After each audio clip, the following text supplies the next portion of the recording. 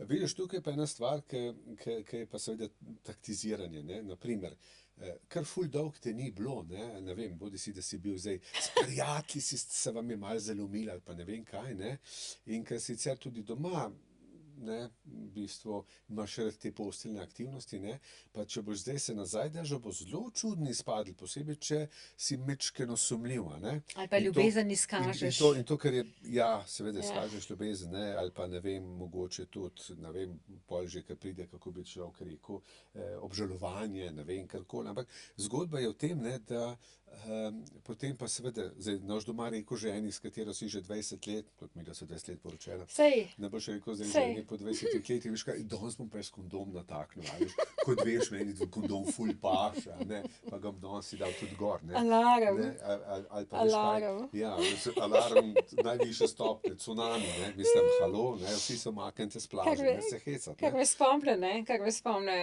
veš, kako je ena gospa pogruntala, da jo je mož prevaral. Ne, Ko je prišla domov iz službene poti, ona, je ugotovila, da je mož preoblekel posteljo.